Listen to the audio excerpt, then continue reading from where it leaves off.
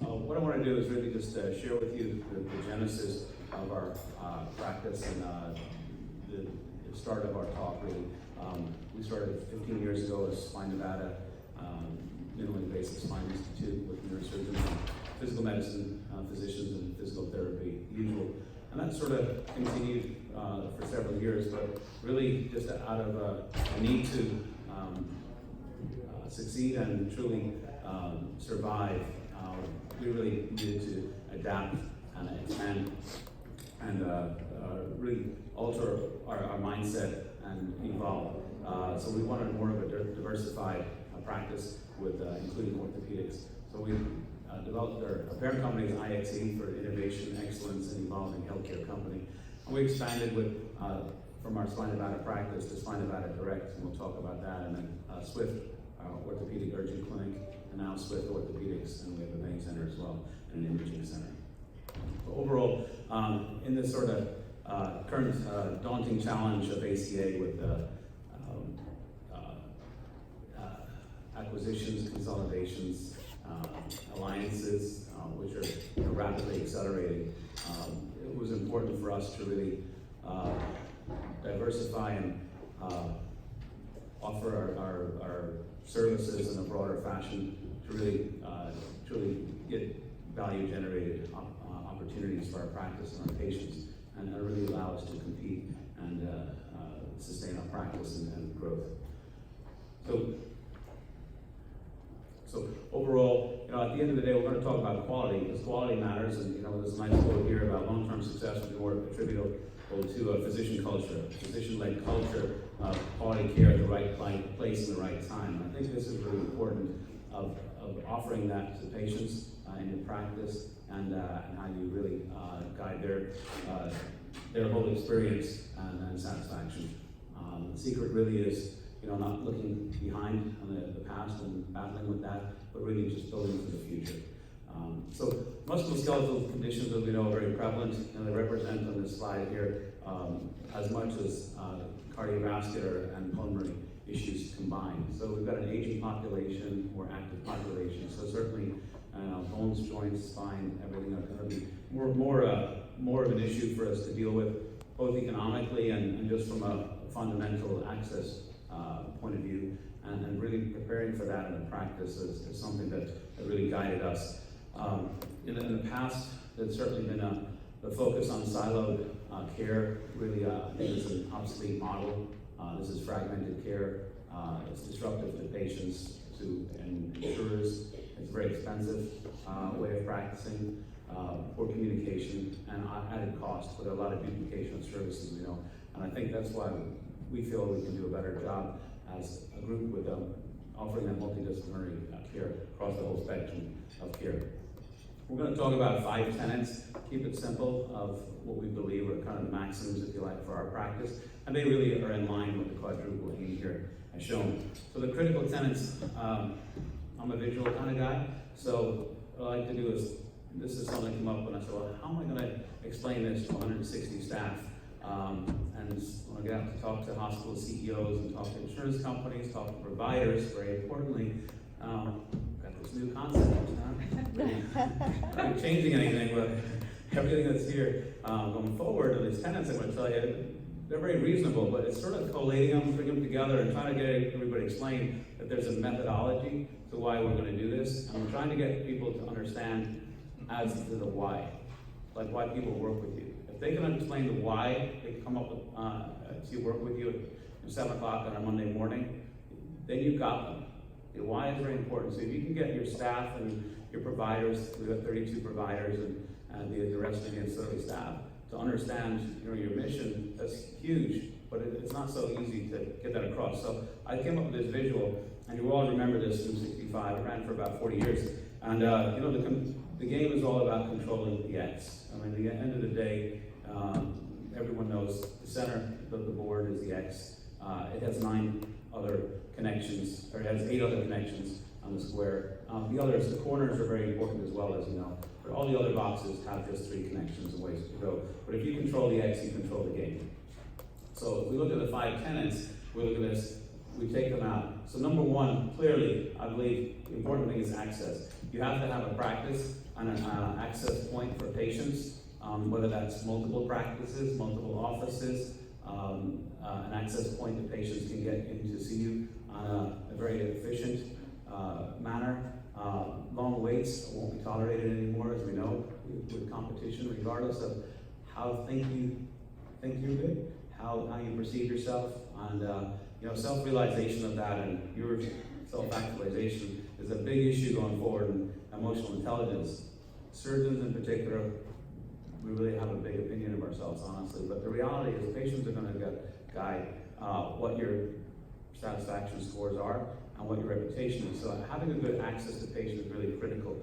In building that, you also have to be mindful of a cost. If you can provide a low-cost alternative to your competitors or hospitals or other imaging centers, then you're halfway there. You're certainly on the right side of the value equation. Outcomes are very important to measure. When we do this, we've been doing this for the last 15 years, because you really have no business in talking about quality, superiority, excellence, and all that, unless you can measure it. Everyone thinks they're doing a better job than the next, but until you prove it, it's really just, conversational piece. It's dinner time conversation, but there aren't any facts behind it, unless you measure your outcomes. And obviously, to control the game, you have to have patient satisfaction. That's ultimately what's going to determine whether we're doing a good job as clinicians, as healthcare practitioners, and as a group in general. So obviously your primary care, your chiropractic referrals, and the musculoskeletal environment are critical. They're the really initial access points. As you grow your practice, you certainly, a large part of your base as you grow reputational-wise will be self-referrals. So these are the three really key components: primary care, the chiropractic group, and musculoskeletal, who have higher patient satisfaction scores than primary care physicians, physical therapists, and certainly higher than any physicians or specialists.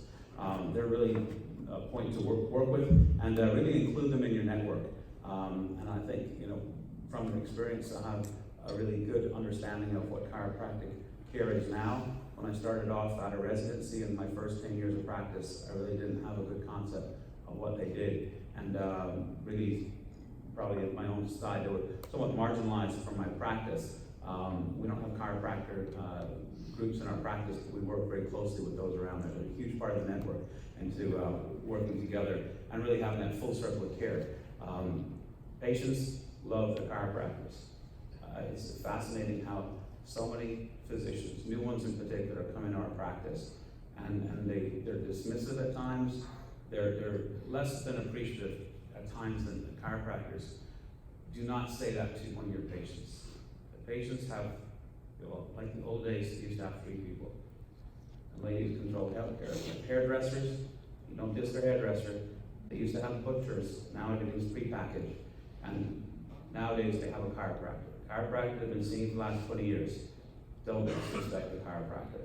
So if we have an access point here, we can develop a hybrid model, really to take the volume of patients. We see over 5,000 patient points of service in our practice a month. So 60,000 contacts with patients a year. It gives us a lot of opportunity to see patients, to really offer an experience to really excel when we have that opportunity. Now, with a lot of opportunity comes the chance of failure, and certainly that's always there with appointments. And how you make this whole symphony kind of work is really a critical component. But we really spend a lot of time addressing this access. We have 2 services here, if we like this. Swift is an orthopedic urgent clinic. We have 2 of those in Reno and Sparks. And then we have SpineNevada Direct, and I kind of modeled that along, if you like, Apple Genius Bar. You can call in the morning. If you have a slot open, you can come in for an appointment, or you can make an appointment to be seen the next day. So we give a 24-hour guaranteed access point for SpineNevada Direct, which has proven to be very successful. We prefer referrals to come that way, and we certainly grade all our referrals. When patients come in, one of the providers gets a group of either surgical referrals or P&R referrals, and then we grade them accordingly. And if they don't really, if the classical patient is 3 days of neck pain, want to come and see a neurosurgeon, that's kind of a waste of time. I value their referral to us, and sometimes it is, well, you know, Dr. L took care of my son 5 years ago, did a good job. I want to go see Dr. L. Well, that's kind of an educational component. You know, the GP is just going to acquiesce to the patient. They're not going to take the time to say, well, you know, you shouldn't go see Dr. L. You really need some physical therapy and injections. Well, they've got 30 patients out in the waiting room, so it's just easier. Okay, Mrs. Smith wants to go see Dr. L. I'm going to send over a referral to Dr. L. If Dr. L gets it. Now, if Dr. L can get frustrated and say, well, that's not a surgical referral. Well, you know what? You got to go back to treat your chiropractors, treat your primary care doctors as close family, because that's really what you have at the end of the day, your referral group. So what we came up with is having this access pathway. We look at and say, look, that patient can easily be seen in our SpineNevada Direct. They're seen by the physician assistants and that work alongside in the SWIFT center. So they can be seen in an efficient manner. They get seen, they get an x-ray as needed. They get settled down with anti-inflammatories, a toradol shot if necessary, and then oftentimes they're brought over immediately to SWIFT physical therapy. And so we work with the insurance companies on that. So that point of care for a patient can be seen, first of all, within 24 hours, sometimes same day, with the musculoskeletal condition. They then get evaluated within about 45 minutes and hitting the door, registration, getting x-ray, getting seen, getting processed, and then walk back to physical therapy if indicated. On that point of care, that patient can be finished and out of there within an hour and a half. That does many things. Number one, it captures the patients, and we bring them in, and they're scared. To us, we're seeing this day in, day out, but they're scared because they don't know that this neck pain is a big issue or not. They sort of try to deal with it in ice and heat themselves. So when we bring them to physical therapy, oftentimes they're better after a few sessions. They certainly don't get on the pain behavior pathway and escalate that. They don't have to wait 2, 3, 4, 5, 6 weeks to get in to see a provider, whether it's physical medicine or surgery. And most times they're actually treated and on the way before that process, that referral process can even take place. So that's a huge access point for us, and we've sort of expanded upon that. And as we see here, it's very important for our access. You have no surprise bills for patients. We don't do it out of network. And the patients really find this a huge value to them, and just it's been a very successful development in our practice. Obviously, it's low cost compared to emergency rooms. So you see here, 2/3 of the patients going to emergency rooms are not truly emergencies. And it's a high cost of care, it's fragmented care, not by specialists. It's truly at times a very, very expensive triage system. And then they get seen and they're triaged off appropriately or not, off to a pain provider or back into that hospital network, which the patients get lost in the weeds sometimes. So, and again, 4 hours of care in the emergency room, and you know, the costs, we've got outrageous bills.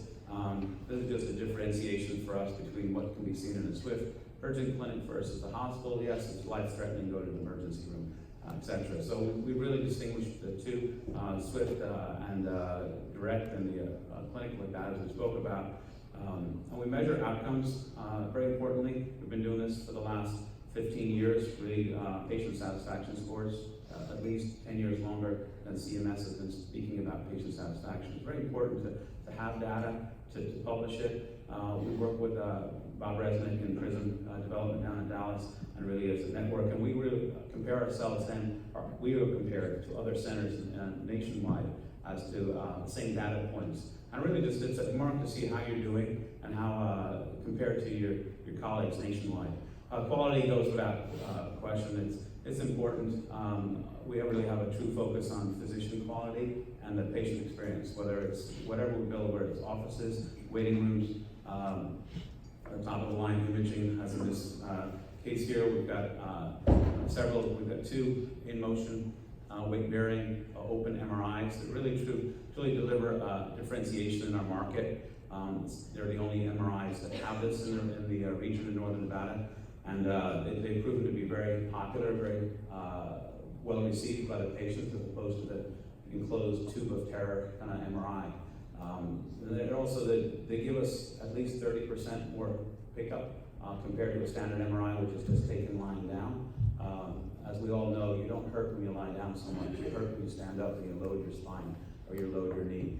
So that this has really been a practice differentiator for us. And we follow standard protocols. All that, this is a busy slide, potentially not to be looked at, but just we follow protocols such as a classical thing in our practice.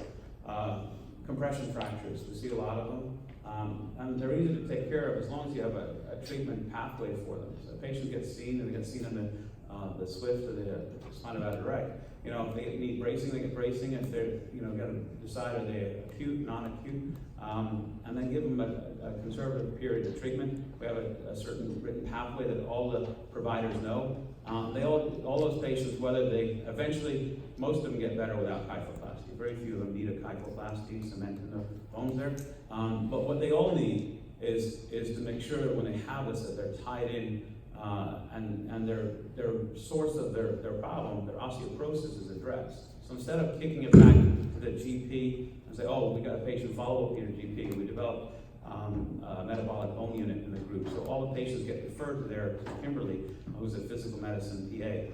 And she really has a great interest in that. And so she kind of manages those patients for us. And can liaise with primary care doctors for sure, but at least we know that patient's taken care of. She sees that patient, and so it doesn't fall back on the surgery side where we're like, okay, well, we're booked out too far. We have too many patients to be seen. I'm not doing kyphoplasty. The patient doesn't need one. They have a minor fracture that can be easily seen on the PMR side.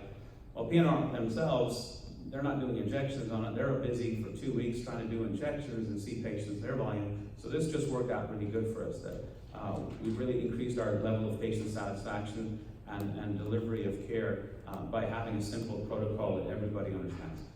We have the top of the line digital scoliosis x-rays and x-ray machines across the board. If you're going to do it, I believe we do it right. If you're going to compete, you have to differentiate yourself.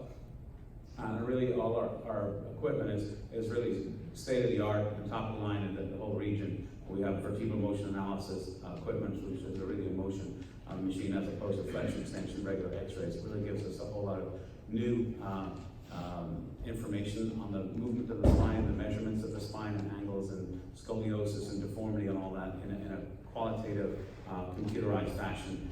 We don't draw lines on x-rays anymore with crayons and all that. It really just comes plug and play, and really gives us a whole lot of new ways to look at spine. And from a spine surgeon's point of view, if we understand motion, then we can understand a lot about the spine, and that's really where we geared our practice as well, and that's why we have really a SpineNevada Motion Institute to really understand this. Just like musculoskeletal joints and gait analysis, this is sort of spine motion analysis. This is a musculoskeletal. This is your speaker. I mean, they're kind of having an MRI in my shoulder with a torn rotator. So it's a pretty easy experience, and certainly having an elbow, if you have a bad elbow and trying to get into an old CT scan, it's very painful to sort of put it above your head and all this. Whereas here, I used to joke when I came, I said, oh, this is easy. You could just kind of put your elbow in there, have a latte at the same time. And that used to be my joke. And then, we expanded and got part of our musculoskeletal development, we bought a third MRI, an O-scan, which is a focused extremity MRI for upper extremity and lower extremity. And this is my wife here on the right. And she said, I need to get an MRI on my ankle. So I said, no problem, go down there. As long as you pay your co-pays, not a problem, honey. So she went down there to Caroline and said, oh, do me a favor, grab a latte on the way, and please get a photograph. So she's having a latte on her iPhone, and she's having an ankle MRI. And this is real. The magnet doesn't work outside of the box. It's all enclosed, it's directly on there. And it actually has a pretty cool thing. It's a cine MRI as well. So you can get a whole motion MRI of a joint. It's fascinating. So this is new for me because I'm just a neurosurgeon, a spine guy. So learning like other joints that the orthopedic colleagues do is just like, oh wow, it's a new toy, this is great. But when you see patients having experiences like this, and the 3 MRI techs who've been in, on average 5 to 20 years experience, come back and say, oh my goodness, I mean, patients come out of there raving about it. Well, that's making change, and that's a differentiation for our practice. And seeing that, you sort of eliminate the fear, you eliminate the obstacles that people have to access to healthcare. We have injection suites. They're top of the line in all the centers for good purpose. That's part of the whole experience, from the waiting room to the checkout. It's really just it's a high quality operation, and it's a high delivery of care with patients who are willing to come to your center, and they enjoy that experience. They also enjoy the benefits that reach when they don't have a facility fee. So instead of a $500 or $1,000 facility fee for an epidural, they just have an office copay. This works. This is the way things go. Our physical medicine doctors like this. They can do, make it up in volume. They do it in the office. They don't have to drive to the surgery center. Even though it's a surgery center meeting and I have ownership of the surgery center, this is really a new standard of care. We've been doing this for several years, and patients really love that. We've had Surgery Center Reno, which I founded in 2006, so 13 years this year with Region Surgical Health, and it's been very successful, but for surgery, for certain high-end pain procedures, but for the regular day-to-day stuff, in-office procedures, really where things have moved. And all of this comes to increasing your patient satisfaction again. Controlling the box, controlling the board is really important, because this is what really matters at the end of the day, how we do this. And so we looked at patient satisfaction outcomes, and we looked at it, we said, we're doing okay, sometimes we could do better, for sure. We have Freesia, it's an intake thing, and it gives us a score, and we really looked at those data points. So in here, we saw there was a little lagging here, and on the surface, not doing too bad. When you see your colleagues and they put on one marker on the website, 99, 98% patient satisfaction. If they're doing spine slides, because that doesn't happen, you can't satisfy everybody. It's just a cadre of patients, a collection of patients. And if you have P&R practice and you're not just a surgeon, well, you have more difficult patients, because now you got pain-related behavior, et cetera, potential for drug abuse, et cetera, and your score is going to be down. Well, this was a pretty good one this year, and when we looked at it and said, we're doing okay, how can we do better? And one of the issues was appointment access. And now it doesn't look bad at 89%, but that means 1 out of 10 of your patients isn't happy with it. Now when they tell you they're not happy with it, you know very well. They didn't just miss an appointment. They didn't get one phone call back. It's always that one person, and it's always, in our point, it's a physician family member, always, but it's other patients. You nearly expect that one, and you put out the red carpet and everything, and somebody's gonna drop it somewhere. So, but that one person, for the 9 who are very happy and giving you hands up in the community, that one will do more detrimental damage than the 9 could ever hope to, because they're gone about their business. They don't care, you help them, they're gone. Hey, that's a good experience, I'll go back there again. The 10%ers that you messed up on, and you drop the point, and you look at it, you look at your data, you look in, you pull out the records, and you say, oh my God, missed calls, didn't follow up, that didn't get ordered. And it's like you just double down. Instead of upsetting 5 people, you just decided to pile it all on that one person. But that one person now has got a lot of ammunition, because now they're really annoyed at you, and you let them down, and they came with great expectations. You drove 300 miles in a rural area like Reno, all the way up to get the best, and you didn't deliver. Well, you got a lot of ways to make up for that. And so that's really important. So that's really where we kind of focused a few years ago and say, being busy is good, but if you're too busy and you're too far out, that's a problem. I try to explain that to all the providers. Every Friday, they get all the referral data. It's totally transparent, where everything's coming. We gotta match everything. Every referral, where it comes from, who's it going to, how the breakdown is. So I just get it, and I put an editorial on it, send it out to all the staff, all the providers. They get it. If they feel that their numbers are down a little bit, and somebody else, their colleague, is up a little bit, well, maybe they should take a look at how much vacation they took that month, etc. So everything's transparent. It's very important for that. It keeps everybody kind of happy, and it really gives you a good bit of ammunition when they come in your office and they're upset about something. You say, well, let's take a look at it. Importantly, what we also do is we send out on a Friday where everybody is for the next available appointments, whether it's physical therapy, everyone with physical therapists, 6 of them, where everybody's booked out, where everybody is on imaging, MRI, next available x-rays. They should be 1 or 2 days. If you have 1 or 2 days waiting for your MRI, maybe you should consider buying another MRI. At the moment now, I'll share a story with a concert pianist. She's the wife of a good referral source in Reno. And so our marketing team were out discussing things with them and showing our wares and marketing and educating at the same time for a group. And they said, oh my goodness, my wife's concert pianist, she fell and she hurt her wrist.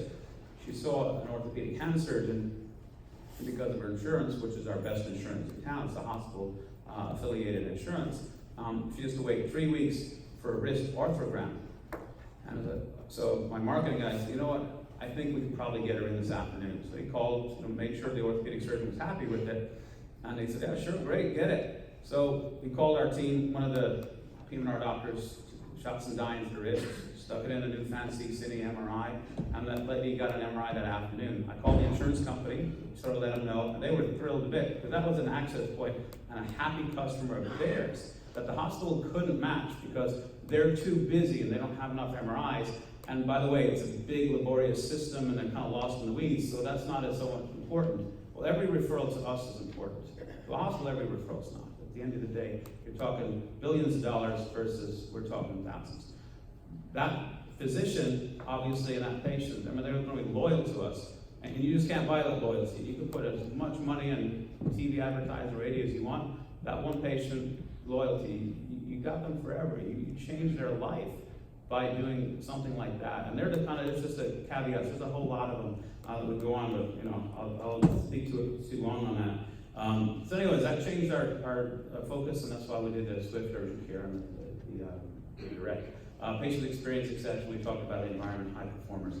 So minor tenets, these are not as, maybe not as important, but I thought these were kind of important as we look at it where things are going forward. So if we look at the minor tenets, you know, really, you got to communicate.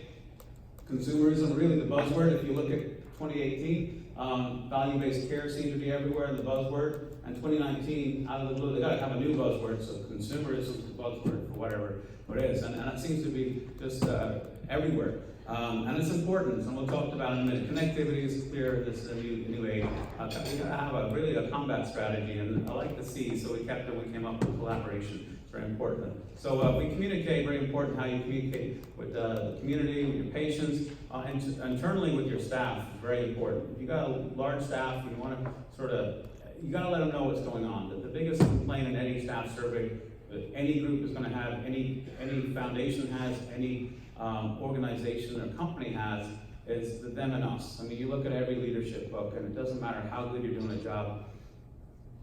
Communications between management and the staff, they're not telling us everything. Well, that's on purpose most of the time, but in this new generation, they want to know everything now, and they want to know what you're thinking, and they want to know what you're going to do before you told anybody what you want to do, and they're not happy with sort of just, it's coming in time, and we've got a plan, strategy. You can't overemphasize that. It's fascinating how they feel disconnected, even though you sort of feel like you're sharing everything. So with that, we've done a newsletter. Molly, our director of communications and digital media, put my talk together, by the way, she's here. Thank you, Molly. Does this, and everybody starts off with a newsletter. All right, I'm going to do a newsletter. Well, the first one is easy, because that's the idea. You built up the last 4 years in your head of the things you're going to talk about, and we're all excited to do the first one. Then the second one, okay, who's going to do the next one? And then by the third one, it just falls off. And the majority of them, I don't know what the number is, but the majority of practices, you see that. Volume 1, series 3, and then that's it. Because you need to have focus on it. You need to have somebody dedicated to that. But you have to then engage the staff to do it. So we've used it as a method of communicating with the staff. And whether it's, awards like here, pointer on this thing, but Rachel, our head of HR, she's homegrown, if you like. She started with us as a scheduler. She went into marketing. She then said, you know what, I'm going to do HR. I had no clue about HR. She's smart.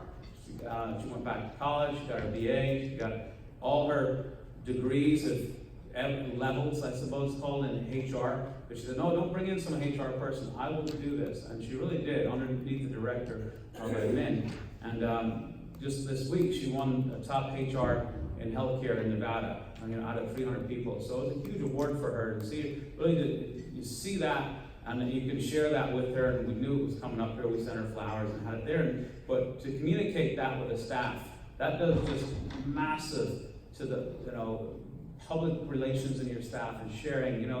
We got 8 offices, we got staff all over the place and all that, and they don't hear it because admin's centralized, so the admin's in one 45 staff office, but they're not necessarily communicating accept telemedicine to the other office, he might as well be in Pittsburgh and as opposed to out in 10 miles out the road in Reno and Sparks, because they don't see each other unless you bring them for a social event. So this is really important to communicate internally as much as externally, and we have a lot to be thankful for with Molly, our director, and that end, and communication is just vitally important for a practice to go. Consumerism, as we talked about, the buzzword. The reality is staff are going to get it from patients. Patients are going to dictate really what their experience is. They're going to put it online, whether it's a Yelp review or other health grade review. They're going to go really, they're going to grade you. Health grade is a very good word because that's what they're going to do. They're going to look at their health and they're going to grade you. Patient portal is just vital in any communication there. Their online reviews, you're going to live and die by your online reviews. Connectivity is 24 hours of access now. This is the front cover of Harvard Business Review last month. And this continuous age computer.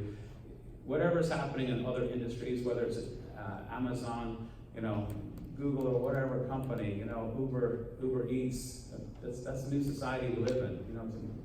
We'll talk about later, the immediacy effect. Patients are going to expect healthcare. They know the data is there, they know the computer's there, the technology is there.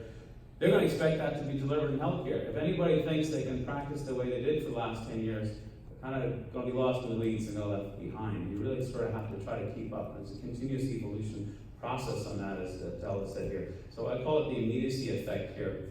They want fast, rapid follow-up. They want minimal variation in care and flexibility. They want to be able to make their schedule changes. They want to get on their phone. Oh, I can't make this appointment. I want to change it. And you're like, oh, Lordy, they love the 45-minute appointment for this patient coming in there. And they don't. The thing is, what you need to do is tell them this is as important as a hair appointment.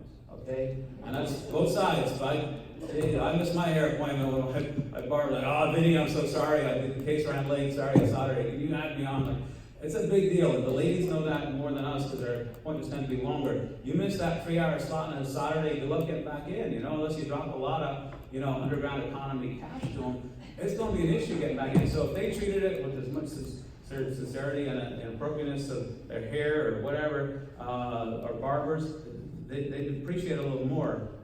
Anyway, that's the immediacy effect. Combat strategy, you need to know what you're doing, what your colleagues are doing, what your competitors are doing, and analytics, you just can't do enough of this. We just hired a VP of strategy, business development analytics. He worked in a hospital company for a big Sutter for 12 years, and he came on board. I said, well, one concern I have is we're a practice. You work in healthcare things, develop a little practice. He said, well, you're kind of a minor healthcare network, Jim. It's a little different, but this is where things are going. We have to look at it and really just measure and say, you can read it there. It's easier than listening to me. But the data is the new oil. You have data, you can actually make some really valuable decisions overall. Collaborate is crucial.